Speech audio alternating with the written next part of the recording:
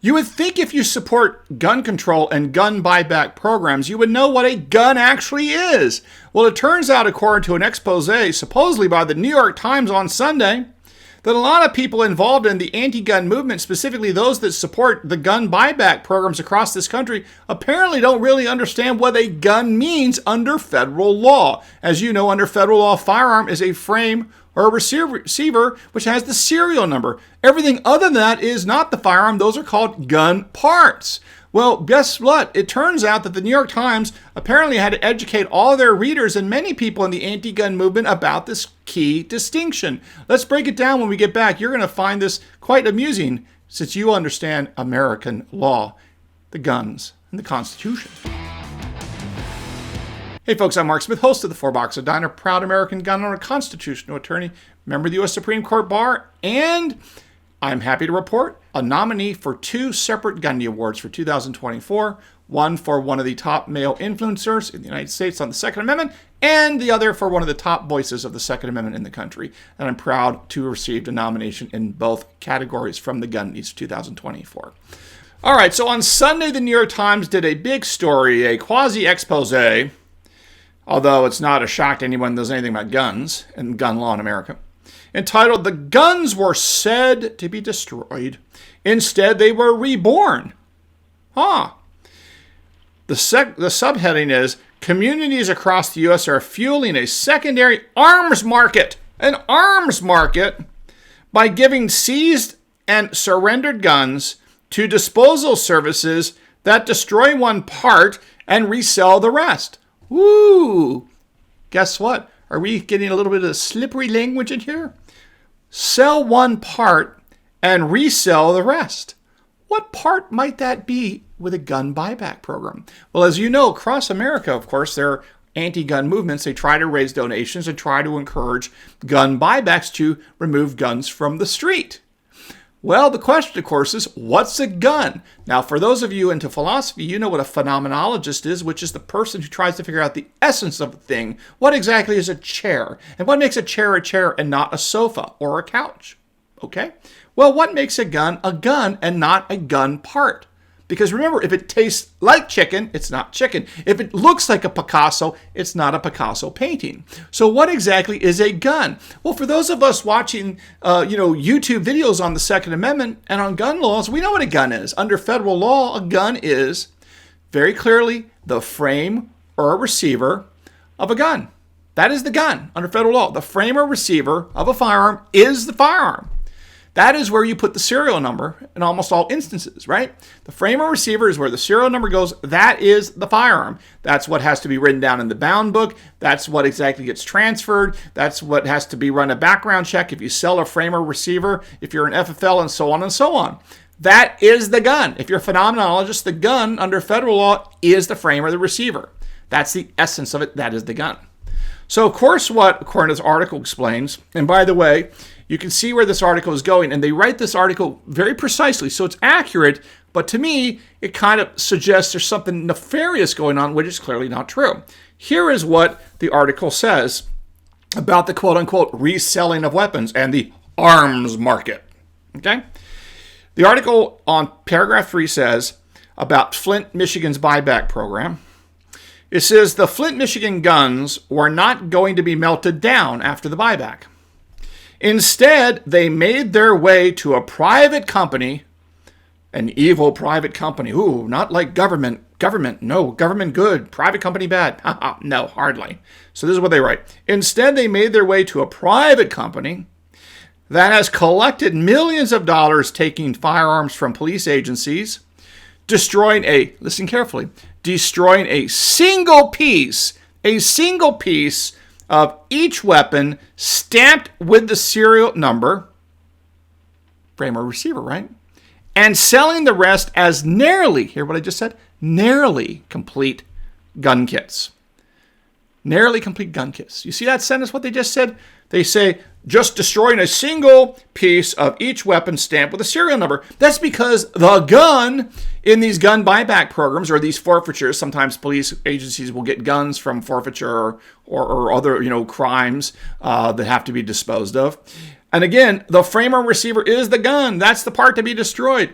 Well, according to this article, what's happening, and I have to say entrepreneurs are quite creative, and I love entrepreneurs.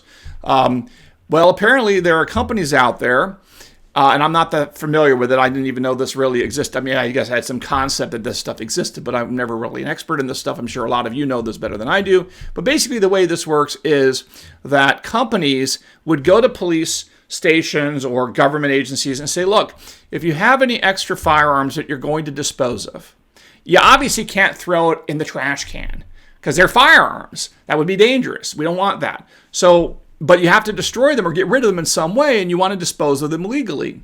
So apparently, according to the Times article, the way these companies would work is they would go to these police agencies and to these government agencies and say, look, you need to get rid of these guns. You obviously are not able to hold them all because most local police departments, if they're anything like I'm familiar with, other than NYPD, you don't have a lot of room. You got a small little building. There's not a lot of room to hold, like rooms and rooms full of like guns that you bought in a gun buyback or anything. There's not the room for it. And they don't have the expertise to destroy these guns. It's not like they, could go out back and chop them up. Police officers don't have those skill sets to know how to do all that stuff. That's not what they do. They do other things. And you don't want them to do other things. You want them to police and patrol your streets and not be chopping up guns. That's a waste of their time. So apparently, according to the New York Times, the way this works is companies will contract with various police agencies or government agencies and say, look, if you give us the firearms that have been turned into you either through crime collection or forfeiture or these gun buyback programs, whatever, we will take the firearms with all the parts that go with it and we'll destroy them for you so you've done the destruction. And then they go ahead and they destroy the frame, or at least according to the article, they take the frame or receiver, and presumably what they do is they remove all the parts from the frames and receivers, and then they destroy the frame or receiver in various ways. I'm not sure how they do it, but the bottom line is they destroy the frame or receiver, presumably cut it in parts, but I don't know that for a fact. And then once they do that, you have these parts. And these parts are then, according to the article, sold into the various marketplaces of people that either want gun parts, presumably to replace on the old guns where they don't already have parts. It's kind of like, hey, if I got 1975 Chevy, I can't find a muffler for it, or I can't find a carburetor or whatever it is for it. I need to go out and find that part that fits that 1975 Chevy or whatever it is. And I think it's the same idea. If you have a Glock or something from decades ago and you need a particular spring or slide or something that works with that particular firearm, well, you may have to go out and buy that part. And so therefore, there's a market for these parts. Now, the benefit here to the police station or the police department, as I see it, is that they don't have to pay to dispose of the firearms because, they have to get rid of the guns. They have to do it legally, and they have to destroy the guns. They can't just throw the guns away, obviously. So they're not set up for this. They're going to have to pay someone to go out and do this work. That's how it works in America. You want someone to do work, they got to pay them. That's called, the free market, okay? So what happens, apparently, according to the New York Times reporters reporting here, is companies go in and say, look, we will take those guns off your hands. You don't have to pay us. We will destroy the firearms, and we'll enter into contracts. There's definitely references to all sorts of contracts here that are in writing. So they got contracts in writing. It lays out the deal. And apparently, according to the New York Times reporting, the way these contracts basically say is, you turn over the gun to us, we will destroy the frame or receiver, and we will take all the other parts, the springs, the slide, the barrel, whatever else it is, the handles, whatever, associated with these things, and we will then sell them or not. Will it be up to us? And that's what happens. And that's why the police officers get a good deal, because they don't have to pay for the disposal of these guns, because otherwise the police department or the local government would have to pay for the disposal of these guns. So it's a good deal for them. And the way to recoup the costs associated with grabbing these guns and shipping them presumably and cutting them up and doing all that stuff that is not free, I'm sure, the way these companies work is they will sell the parts of the guns, which again are not the guns, they're the gun parts.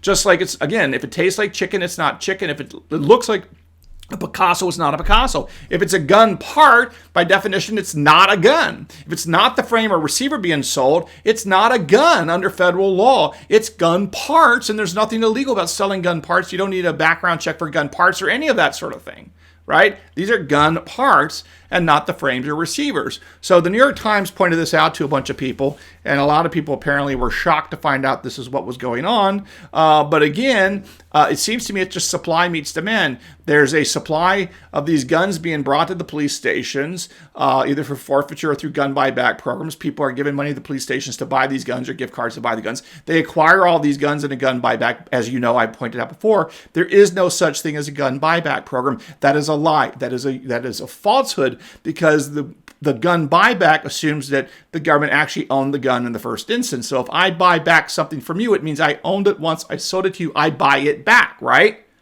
But these gun buyback programs are not that at all. The government never owned the guns. These are gun acquisition programs, because those guns were bought from a dealer or from someone at some point, and then they were sold to the police departments or the government. So these are not gun buyback programs. These are simply gun deals or gun acquisition deals, because again, I think that what the anti-gunners want is to create the impression that the government is selling these guns and they're buying them back, but that is not the truth, because the government never owned these guns in the first place. Now, just to show you how I'm using this, is also somewhere else in the article, they talk about how the South, this is a good summary of what happens, and it's quite straightforward. It says, the industry relies on contracts with public agencies at the local, state, and federal levels, and is subsidized by tax dollars and charitable donations that pay for buybacks. Well, it's not really subsidized, right? The police have to get rid of these guns, and there's a demand for getting rid of these guns, and someone is satisfying the demand. And if it doesn't work that way, then the police or the government's going to have to pay to destroy these on their own dime with some other way. So governments arguably could be seen as complicit in bad outcomes if a recycled assault weapon from Flint, for example, was later used in a deadly shooting. But it would be difficult to even know that the salvaged gun parts, typically would not include a serial number that could be traced. No kidding. Because again, the frame or receiver with the serial number is what's being destroyed, because that's the gun. Everything else is a gun part. So if I sell, if Home Depot sells a spring or a pipe or a tool or a 2x4, and someone goes out and misuses that doesn't make Home Depot complicit in anything. If a baseball bat company makes a baseball bat and someone misuses the baseball bat, doesn't make the baseball bat company complicit in anything. In fact, I was just reading today about an article about how a man unfortunately was murdered with a golf club. He was stabbed to death with a golf club. That doesn't make the manufacturer of the golf club company liable in any respect. Of course not. So here you have again what's and again, on the one hand, it's kind of amusing that the gun buyback community doesn't even understand how the guns work or what guns are, even though they're trying to destroy them. And for example, this article goes on to talk about a loophole, which is not a loophole at all. It's called the law. So what the article says is, quote, this little known but profitable corner of the firearms economy exists because the approved method of destroying a gun contains a loophole that has been exploited. To be able to say a gun is destroyed, disposal companies crush or cut up a single piece that federal law classifies as a firearm. That's the frame or the receiver or frame that anchors the other components and contains the required serial number. The businesses can then sell the remaining parts as a kit: barrel, trigger, grip, slide, stock, springs. Essentially, right? Tastes like chicken means it's not chicken. Essentially, which means it's not. Essentially, the entire gun minus the regulated piece. Oh yeah, the entire gun other than the gun, right? The entire gun other than the frame or receiver with the serial number, which is the gun. So the fact that here we are, people are shocked to actually find out how the law works makes me wonder, why didn't they figure out what the law was ahead of time, right? And you know what's not in this article by the New York Times? The words Second Amendment. The words right to keep and bear arms. No reference to the Constitution in this article that I could see. I'll put a link to it down below. You tell me what you think. So the bottom line is this, that I find it amusing that the anti-gun movement with their gun buyback promise has to be educated about what a gun is under federal law, because if you're out there trying to destroy something, you would think you would try to first and figure out why exactly it is that you don't like it and what exactly is it and how exactly are the laws in America today before you ask for new laws. But of course, these people who hate guns and hate the Second Amendment and don't want us to be able to defend ourselves, and they want government to have a monopoly on violence, they don't care about any of these legal niceties. So we follow the law and they don't even care what it means. They just want more and more laws until we are disarmed and we're converted from being American citizens to slaves, to serfs, to subjects, or something along those lines. But I don't think it's going to happen for obvious reasons we've talked about in the past. American citizens aren't going anywhere, and I think our respect for the Constitution and the Bill of Rights, including the Second Amendment, will continue to hold firm in this great country. But again, only time will tell. But in the short run, take a look at this article. I think you'll get a kick out of how the basics of firearms law have to be explained to New York Times readers, and the shock of the shock that someone actually wants to receive compensation for doing work for government or doing work for these police departments that need to dispose of firearms but have no other way of doing it, because police officers are supposed to be about protecting me on the street corner and the like, and they're not supposed to be in the business of disposing or destroying or incinerating anything, including but not limited to firearms. Okay? Well, I hope you learned something here today at the Four Boxes Diner. Please subscribe. Don't forget to follow me on X at Four Boxes Diner. Feel free to share this video with your friends. And again, we'll see you again soon here at the Four Boxes Diner. Orders up. Table 2A.